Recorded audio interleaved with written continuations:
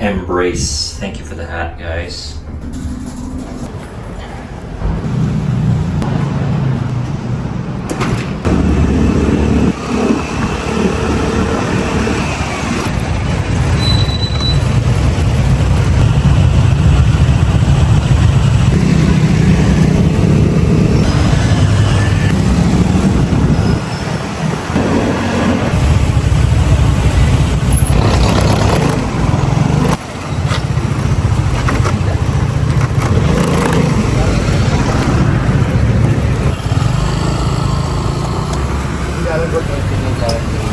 Hindi napanood mo ito sa Jessica Soho.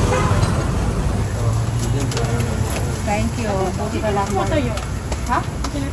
Busy. Malako. Sa akin.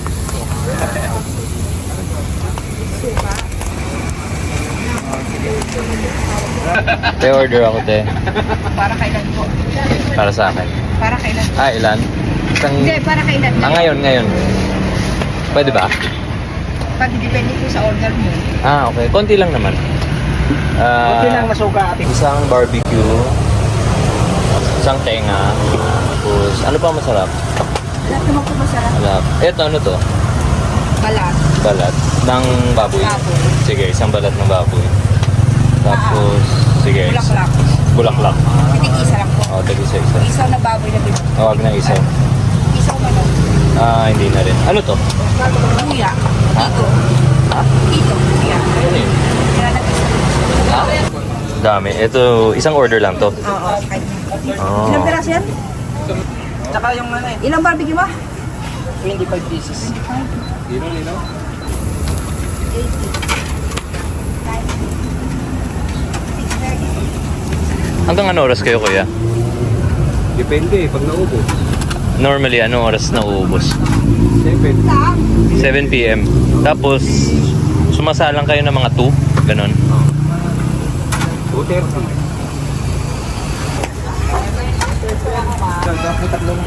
Tatlong pa? Tatlong pa. Te, isang kanin, te. Basta balon-dalunan ka eh. Isang kanin siya. Opo. Sa'yo.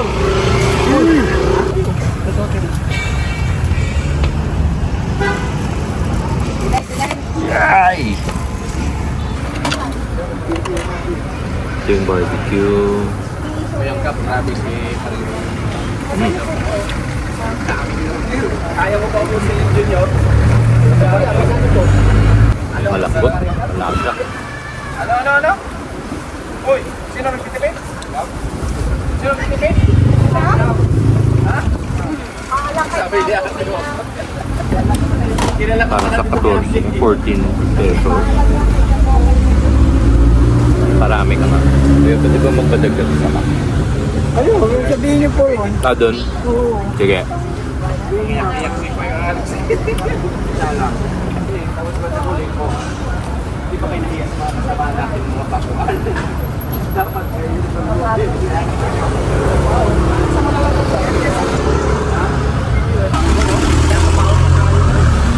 Ito yung balat. talagang papasyan. Matagal pa yung ano ko yun. Ito yung sabi niya. Ate, 20 sa kapatid. Lambot ng...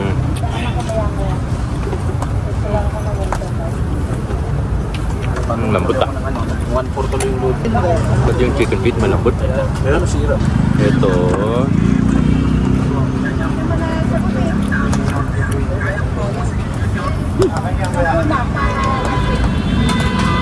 Ano ba?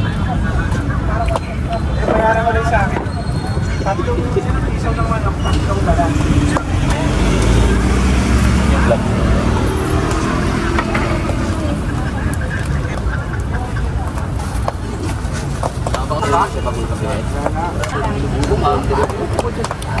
Sarap-sarap ko ng babon dito, wala kang pamintas eh. Hindi ulit eh, sa'yo naman eh. Parang sa'yo lang lang. Kukuha ka pa ng ulit din yun. Ba't kasi kukuha ka ng gano'n? Ano bang phone eh? Dapat pagdalihan lang. Oo nga, ano, bagay sa'yo. Hindi, pagdalihan lang. Ay, bagay sa akin. Halos lahat malambot.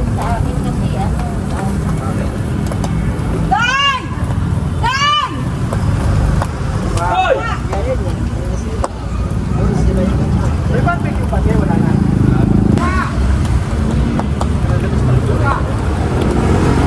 Kung kaya mo kung ano.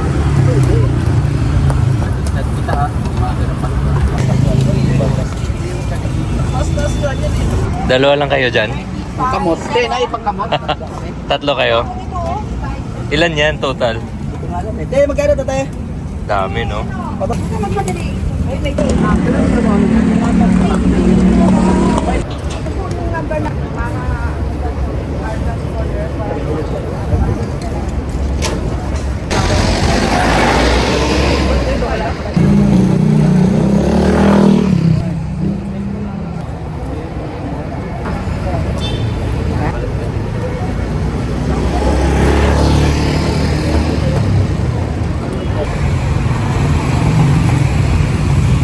Finally, after 3 attempts to come here, finally nakakain na ako and nakatikim na ako ng sinasabi nilang Aling Bebeng barbecue place.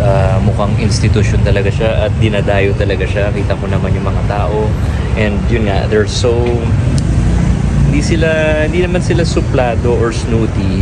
Confident lang sila. Alam nila yung product nila. Okay. Alam mo yung when you go to a hawker center in Singapore and di ba, hindi naman yan rude eh. It's just that they know their shit. And they have every right to be confident and I like it. I like the pride in what they do. And yun nga, kung mabagal ka or late ka pumunta, maubusan ka. Kasi they only make as much. Diba sabi ni Kuya, we run out. Ano oras kayo nagko-close? Pag ubus na. And wala, I love the confidence of these people. Kaya also, hindi ako masyado nakapagsalita doon habang kumakain kasi wala lang. Parang, parang chill lang sila dun. Kaya ayaw ko rin But anyways, overall, the food was good. The barbecue was tender. Yung balat ng baboy, malambot. Yung tenga. Ang tenga, ang ganda ng litid-litid niya. Yung cartilage.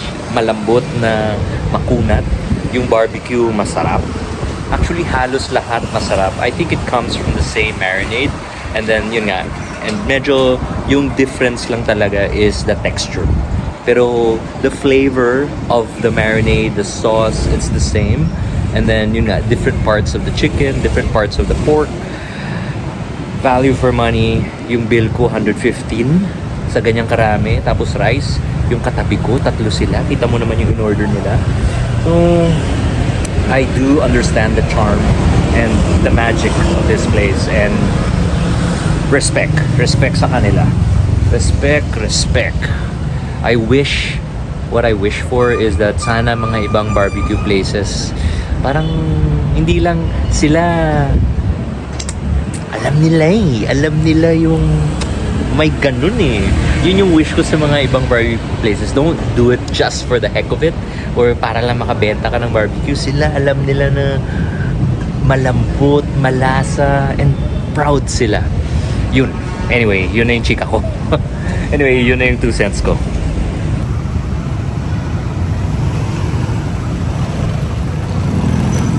Pit stop muna tayo. Papaayos na ako ng motor ko.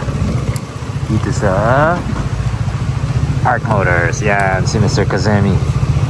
Hello. Musta? Welcome. So yeah, it's called Arc Motors. Papayas ko lang yung mga brakes ko, yung mga bushing, yung mga etc. Little things. And this is it. Oh, nice. Ganda ng decal na ito ah. Cool. Ito yung sa show, no? Yeah, this is the notorious Uy. speedster. So this is, what's this for? We are reloading the nitrous tank. Cheers. So, we took it out just Damn. radiator. Oh, okay. So it's liquid cooled. Liquid cooled. Basically, 280 cc. What? No longer 100. Jeez. Oo. Ganda. Ganda ng decal mo. Yung ano, yung... Yung sa gilid. Oo. Pandemic, yeah. You can see the labor of love. Yeah. And it's so nice na may couch and it's AC. Mapapabudol ka talaga dito. Kasi komportable ka, malamig. At Free donut. may free donuts pa. See? So, yung donut na to, That's for the guests. everyday may donut. See, yun yung style. You're not, di ba, you're not selling, don't sell them the products. Just give them donut and make them feel comfortable. Kami na yung magtatanong anong pwede pang gastusin dito.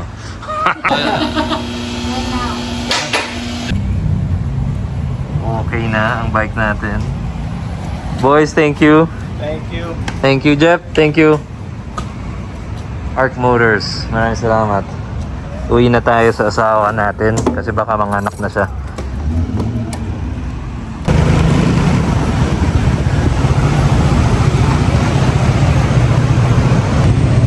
Bili muna tayo ng pizza para sa wife kasi wala tayong, di na ako nakauwi ng barbecue kasi ubus na. Ito, hindi siya matutuwa pero matutuwa siya. Hindi siya matutuwa dahil high carbs or high calories.